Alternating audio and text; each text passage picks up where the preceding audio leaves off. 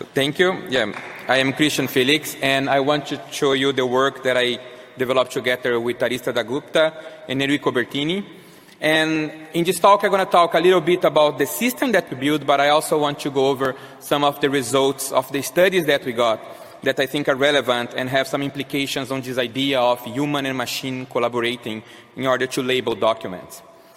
But first, I want to talk with you about what's the problem that we are trying to solve here.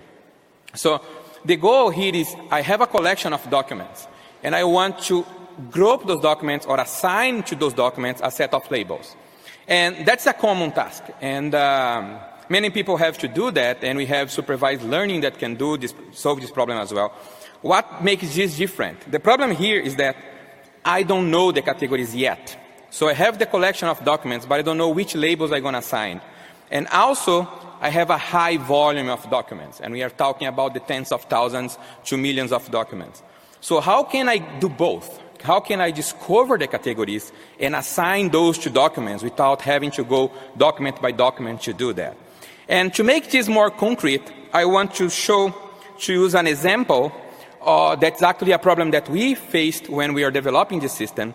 That is basically, we had 50,000 emails, and we know that in these emails there are scams. And now we want to classify in which type of scams people are doing. Are they trying to get money by trying to offer some rent stuff, or they are trying to do some romance scam where they try to get the heart of other person? So now how can we go about that? And this is a very noisy data set as well. Many emails here are not scam at all, so how do we deal with that? And if we look in the solutions that we have today, that is just some of those. And we could do labeling, we could do qualitative coding, active learning, where the user keep giving feedbacks to the system, clustering, LDA. Those are techniques that people use today. But I want to look on these techniques in two features. One is how they deal with the user control. That means how easy it is to the user to impose some rules or some criteria on those solutions. And the second one is how they deal with high volume. So if we look for labeling in qualitative coding, they are pretty good on capturing exactly what the user is thinking or what the user wants. But they are hard to deal with high volume because it requires you going document by document. But if we look in active learning, clustering, those automated solutions, we're going to see that they provide some support to user steering, but they don't really allow the user to say, that's what I want, that's how I want things to be done. But they deal very well with high volume. So what we are seeing here is a trade-off that as we go from a manual solution to an automated solution, I lose user control, but I gain high volume. So what we are looking here is a solution that allows both the user to have control, but also deal with high volume. And we also have to take in consideration that, remember, we don't know the labels. So can the user discover the labels in this process, and how those systems are going to support that? So in order to deal with this problem, we proposed exploratory labeling. And exploratory labeling is just a technique that tries to mix both words. It tries to use unsupervised learning techniques to come up with labels, possible labels, but also allow the user to provide criteria and how the user wants the labels to be assigned. So what happens is that the human and the user, or the computer and the user, work together in 3 steps. Ideation, where they discover new labels. Specification, where they create those labels or say how those labels look like. And finally, the evaluation, that is where the user is able to look and see if what he or she is building is actually useful and is actually working. And so basically, the user provides data knowledge. The user provides domain knowledge. The user provides the knowledge about the task, while the computer, being able to compute and go through many documents very fast, provides suggestions, not final solutions, but things that the user can decide or not to use. And to make this clear and to see how this can be done in practice, I want to show you Ella. And Ella is basically the tool that we built to deal with this problem, to allow people to create those labels and assign them. So when we load Ella for the first time, what you see is basically 3 panels. The panel on your left here is what we call discovery panel. It's the panel where the user is going to focus if the user wants to discover new labels. The center is the specification panel, is where the user is going to create the specifications that he or she is interested on. And the right panel is the evaluation panel, where I can see what I'm building and how it's working. So let's go through an example to see how this works. So here on the left, this list of items here are basically suggestions that the system gave to the user that the user can decide or not to use. And as I look to the keywords, I can put them together and come up some possible labels. And what we did is that we provide the user different ways to look into the data. So we could use with G solution, but we could also use word similarity. That is an alternative solution. And the suggestions is going to differ. So it's basically trying to help the user to look through different dimensions of the data. But once the user sees something that is interesting, the user can drag and create a label for that. And for example, here I dragged a box that contained words related to restaurant. So I'm going to call this restaurant. And once I hit OK, I get a new card. So you see that I had my previous two, hotel and airport, and I also have restaurant here. And I can clear it a little bit. I can remove words that are not really related because, for example, good, anything can be good. And definitely, anything can be definitely. So I can clean that. I can clean the solution that the system gave me. And I can click on that to see here on the right which documents are matching my specification. So you see that the specification is basically a collection of words, and you also can add connections like and, or, not. And the system then uses that to match documents that are related to the thing that I just created. And here I can look to these documents and see if they are related to what I'm thinking about, but I also get suggestions of keywords. And here what the system is doing is looking keywords that are more specific to this group of documents than to other documents. And you see that all this is happening in real time. And here we have a collection of 20,000 documents. And we have tested even with 1 million documents and it's still in interactive time. So I can add those keywords if I want. For example, menu, order, chicken. I can add that to restaurant and improve my label with those new keywords. Or I can remove, for example, I know that sometimes people rate the restaurants of an hotel. So if I want to remove anything that mentions hotel, I can add hotel and I can set a negative rule to remove that. And another thing important is here on the left, what we get is a projection that put close documents that are related. So this means that as I see those darker regions, this means that we have documents related there. And I can select my specification to see where they lie in my space. And finally, if you want to cover the whole collection, your goal is to be able to cover the whole region here. So that is just an overview of Ella, and we are in the demo, so if you want to see the system closer and other features, I can show you more in the demo. But what I want to talk with you is how we evaluated that. How do we test this idea of putting together human and computer in the same task? And the first one is a case study. It's basically something that we did with a company called Agari. And they have exactly the problem that I showed you in the beginning. They had scams, and they wanted to identify types of scams. But they started with 3 types already, so they have those in mind. And they actually even had a list of keywords that were related. So we used that as a starter point. But by looking at the collection, we were able to identify 9 new types of scams that they didn't know it exists. And that increased a lot the type of things that they were looking at. And we also try to evaluate, because one concern here is, as I create this specification with keywords, are they accurate? Are they matching a lot of noise or not? Because it looks too simple. But turns out that they had a very high accuracy, especially in scam, because scammers tend to use the same keywords when they are trying to do some type of crime. So we actually hit a 0.94 precision in the specifications that we created to them. And they use that. They are actually writing a paper exploring the types of scam based on the labeling that we did using the tool. But also, we wanted to see how users can use this tool. Does it work? Like, people can understand it or not? So we run a user study. And we asked people, we brought them to the lab, and we asked them to look in sets of reviews and try to identify which business types were present in the review. So the thing here is that because we are working with a data set that came from Yelp, Yelp already have the business types. So we had some ground truth, so we would be able to compare what the users come up with versus what we had originally in the data. Although we don't show that to the user never knew that we have this information. And we pose this as a scenario that is basically, we invited the user to pretend that they are working for a supervisor, and they have to give them some feedback of what business types people are rating. So the first thing that we did is basically we took these 19,000 reviews, put in the system, and brought the users to the lab and asked them in 1 hour to do these tasks.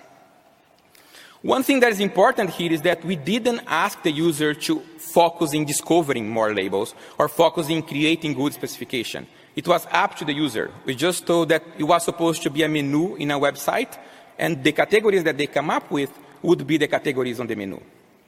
So the first thing that we test is the system usable? Can people understand and use this tool? Because as we build it, we saw that's kind of complex, dealing well with all this data and suggestions. But turns out that we run a SUS score, and we hit the threshold for the excellent SUS score. So people actually enjoyed using the tool, they understood the tool and how to use it, and were happy to use them in a daily basis.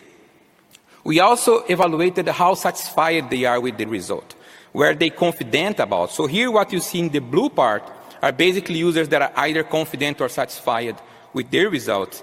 And the yellow are those that are neither satisfied or not satisfied. So at the end, we have only a few users that actually weren't very confident that they covered all those labels. And again, we didn't tell them to do that from the beginning. So those are some of the users that focused in creating a good specification, but not in covering all the possible labels. Then we try to evaluate each of these steps that we have in our framework. And the first one is discovery. Can people actually discover labels using this tool? So remember that we had ground truth. So we gave whatever the first set of users created to a new set of users, and those set of users coded the results and associated that to our ground truth. And at the end, we had 0.81% of 81% of coverage. This means that they covered most of the business types that we had in the data set. Then we start to evaluating how easy it is to read the specification, because the same way people use top-key modeling, for example, sometimes you want to share this specification with other people. Is it hard to read or not? So what we did is that we gave those specifications to a new set of users and asked them to assign the business type based only on the specification, not on the title that the user gave. And the assumption here is that if two users give the same title to the same specification, it means that it's easier to understand. So to measure that, we measure the inter-rater agreement. So here what you have is P1, P8, P3 are basically our participants that created the specification. And the x-axis is the agreement between the coders that rated that specification. So the higher, the more people agreed about that specification. And just by looking at that, it's really hard to come up with an idea on how this position in the word. So we did the same thing with LDA. And LDA is the most popular technique to extract topics from the collection. And we gave those topics to people to rate as well. And turns out that only 3 of our participants did something that was harder to interpret than what we get by using LDA. So it turns out that the specification was actually easier to interpret. Finally, we wanted to evaluate the final result. Can I take the output of the system and actually use to classify the documents and trust on that? So we just took whatever specifications the user created and assigned the labels using those specifications, and then we measured traditional machine learning metrics. That is basically precision and recall. And what you can see here is that the precision is almost close to 8 in average, and you have the 95% confidence interval, and the recall is a little lower. But we wanted to improve precision, because in some cases you want to classify something, you want to be sure about it.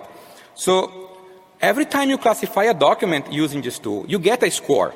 Even though this is not used in the tool, we decide to cut here and keep only those that that the system is confident about. So once we introduce this cut, the precision increases, but the recall decreases, because now we are cutting even more because of our threshold. So then we start to think, how can we fix this problem with recall? And again, it's a place where human and machine can partner together to do a good job. So what we did is we trained a SVM on the user result, not on the ground truth. We train on the user result, but we evaluate it against the ground truth. So that is trying to simulate a scenario where we didn't have the ground truth because we can't train on that. So it turns out that the recall increased a lot because the machine was able to generalize something that the human wasn't, keeping almost the same precision. So to have an idea of what we could get if we trained that in the actual ground truth, we also did that.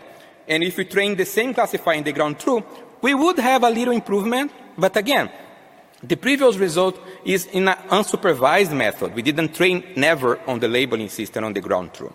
So that was really encourages to us, like, see that we could reach this high precision and this high recall.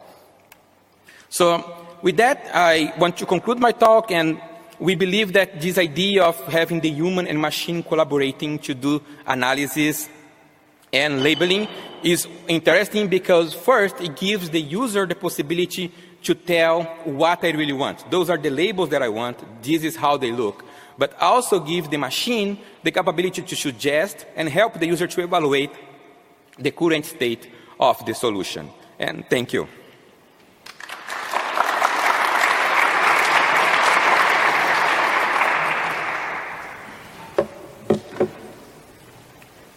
Hi, Hauchi from Northwestern University. Really nice talk. Thank you. I really like this approach you're taking, mostly because I like mixed initiative work, but also because it reminded me actually a little bit of some of the work people do in feature engineering.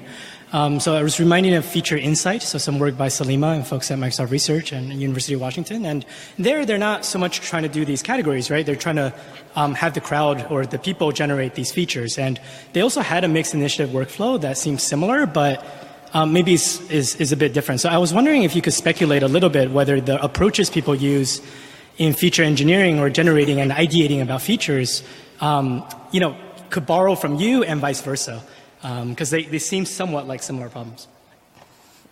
Yeah, I think for sure they are totally related, and for sure we borrow from most of them. So what makes this difference and what actually motivated us to work on that is the fact that I don't know the labels. So most of the systems assume that you are starting with some label, or even the system that assume that you are not starting with one label or what characterization of a label, they work only with one label. So we had, for example, concept evolution, that you have one label and you can evolve on top of that label, but not when you are trying to discover a label in the process and multiple of them and actually come up with a specification. But for sure, most of the techniques that we use, for example, to summarize and provide suggestions are based on previous work in unsupervised method and clustering, LDA, and so on, as well as feature engineering. Thank you. Hi.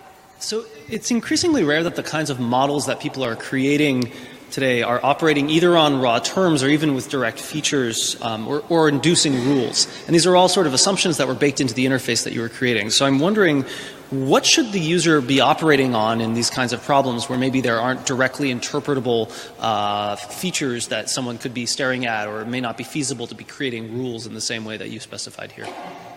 Yeah, so that's like, when we created the system, it works very well with text, because the way features in text work is that you have thousands of features, but only a few are relevant, and the user has this ability to understand semantics of those features.